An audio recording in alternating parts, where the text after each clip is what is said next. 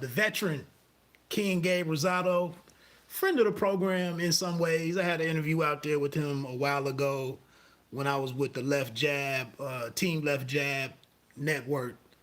Um, I had a clip on there with Gabe Rosado, who said one of the most interesting things that I've heard in boxing. He told me that I was out in Arizona, in Phoenix, for Jose Pedraja and damn, I cannot think of my man's name, Beltran. Beltran for their lightweight fight. I'm gonna say IBF champion Beltran. But he said, boxing is the sport of poor people. It's a poor people's sport, and that really blew my mind. I thought it was awkward that he caught this assignment, Beck the Bully, just being 7-0. I was like, this dude, Beck the Bully, cannot have enough experience to really just run through Rosado. And Rosado's coming off of a fantastic outing for him in not losing to, not getting stopped by Daniel Jacobs. I don't really know what happened that fight, what was going on with Daniel Jacobs, but Gabe Rosado did his thing, and I'm with him. I thought he should have got that. I thought he should have gotten a decision in that fight, but it was what it was. But tonight here, man, he gets dropped in the first round from a body shot from Bektamir Melikuziev. Dude's technique is horrible. He has a couple of moves that he goes to. He punches with a lot of force consistently, and he just is an attitude fighter, heart, attitude, and good power. But that was really ingenious by Gabe Rosado to go ahead and take that knee and regroup. It was at the end of the round when he got knocked down in the first round, and come back out and reestablish himself. Like he said, he knew he had 12 rounds if he could get there. If he definitely could extend the fight into the second round. But he had to have been seeing all the openings that I was seeing with Beck the Bully's, the way his defensive hand position, he keeps coming through the front door the same way. And you saw at the end of the second round, Julio Diaz was like, bro, throw some straight punches. That's what he told Beck the Bully. Throw some straight punches. We need some straight punches. And you saw what happened. Rosado was seeing it. He was seeing the openings on Beck the Bully, but he had to brace for it. I mean, dude was rocking him and moving him when he caught him with the shots, but like I said, he's a veteran guy. He had to be seeing the openings that were there to be exploited, and he finally caught him at the end of that third round, catches him with the overhand right. Like I said, dude was I've never really been a big fan of his technique and whatnot, and definitely didn't think that he was a complicated fighter to defeat. But you got to deal with his power. You got to deal with his aggression. And I saw that Gabe Rosado was watching him and was seeing what was happening and just needed to get that timing in there. But you got to stand in there and you got to go through the fire to be able to deliver that shot. So, we don't look at Gabe Rosado as a power puncher. Definitely not a one punch guy.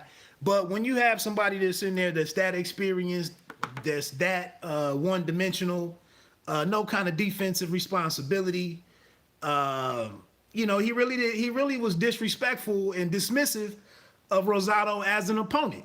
So he made him pay for it. I just loved I love the reaction of Rosado, man. It was very genuine, I think. He's a guy, every time he's in there, he's fighting for respect and for respect to be put on his name. He's not the most talented guy. He's not the biggest puncher. Had an interesting fight with Celeste Maciej or whatever his name is. I think he had to fight with Cuba Arias and whatnot. Obviously, he comes out and boxes, has his best night in the ring against Danny Jacobs. And again, with him not being that guy that gets a lot of respect, they just gave Jacobs the benefit of the doubt and gave the man a decision. And that's how hard luck has been for Rosado. But he continues to show up. I was kind of shocked to see his name across from I'm trying to get DAZN back on. I was kind of shocked to see his name there, but it's a very calculated decision to take that fight. And like I said, it was a winnable fight if he could deal with the power. So a lot of times we see, some of these different fighters who have big punches, and same thing with the Edgar Berlanga, who just Damon Nicholson went the distance with him and got up off the mat 4 times I think in that fight. So you watch these big punchers, these guys with limited skill sets and whatnot. I thought it was a great addition to this card with him being on there. Just to talk through, because I don't know if I'm going to come back on later and do my normal Sunday morning thing. Oh, I cannot find the zone on this joint. I don't know if I'm going to be back on or later on tonight to talk through the other action tonight. But Blair the Flair Cobbs against Brad Solomon in the opener. What was that, 5th round stoppage for Blair the Flair? I don't like fighters that don't use jabs. So, and I get it. It was a southpaw against an orthodox fighter and whatnot. Brad Solomon was having some good moments, jumping in with some hooks and countering Cobbs here and there. I thought it was a pretty good fight, pretty decent action, but I think Cobbs has a way to go. Good win for him. He should probably stay away from Jesse Vargas. I don't think that's a good fight for him, especially not up at 154. I don't know why he would do that. I just think he's a guy. He has his thing going and may be building a name for himself in some respects. But you get the feeling that the wrong matchup and the truth could really come out. Again, I would like to see him jabbing a little bit more, head movement, lateral movement. Like it's some things that he could continue to add to his game. And I think, Vargas, for whatever he is or isn't, he is a tough, he's a solid professional fighter. So if I was Blair the Flair, that wouldn't be the next move for me. Even a Maurice Hooker, that wouldn't be the next move for me. I don't really know what they do with him, but he's definitely not the guy at this point. You can't throw him in there with just anybody, and he can figure it out. He was taking some clean shots from Solomon. There we go. So anyway, and then Marlene Esparza, the women's fight that was on here earlier tonight, I thought that was a pretty good fight. I don't know if I ain't gonna say that our Esparza didn't win the fight, but I thought Zamora did a pretty good job. I thought she did a pretty good job. I can't really argue with the decision. Esparza with the Olympic background, the Olympic pedigree and whatnot, she's a pretty solid fighter. And I like watching her fight. She does a number of different things. She just doesn't have, with a lot of the women, they just don't have that power that is like the cherry on top of all the other good work that they do. A lot of those fights are just going to go to decisions. And then when you have a volume puncher like Zamora in 10 rounds in 2 minutes, it's just going to be very difficult to get a clear winner out of the fight. So shout out to Esparza for becoming a world champion. And then who else was on there? I thought it was one other fight that was on there. Nah, that was all of them. Right now, we're getting ready to go into the main event. I don't really have much interest in this fight, to be honest with you. Jaime Munguia against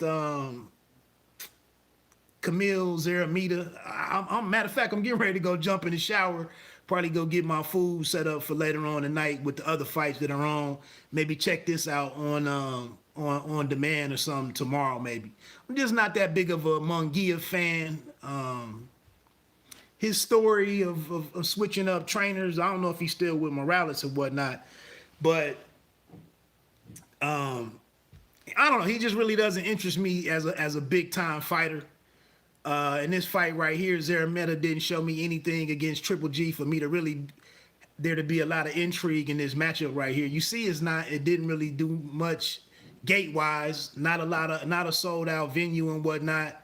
But I don't, I think this card was pretty decent. I'm also give DAZN a little bit of credit, man, for giving us the early afternoon fights when you know you don't have a strong product on a crowded weekend like this. I think it was a hell of a good idea to go, and they're doing the international thing anyway.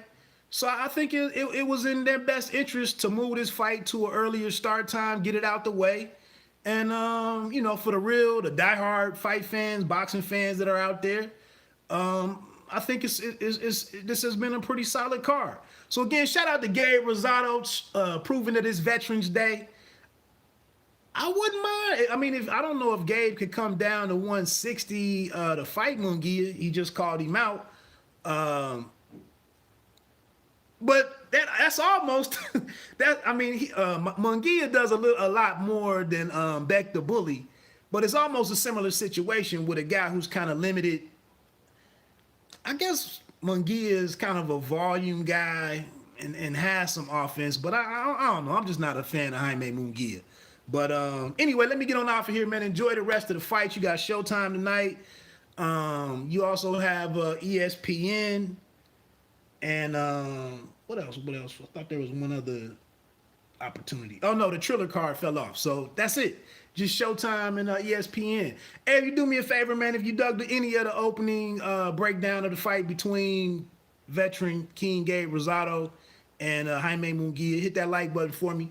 And, let me know what you thought about the card or any other cards tonight. Let me get on out of here. Bite down boxing. Don't let them count you out. Pay me no mind. Sports and entertainment. You don't have to be great to start, but you have to start to be great. Peace.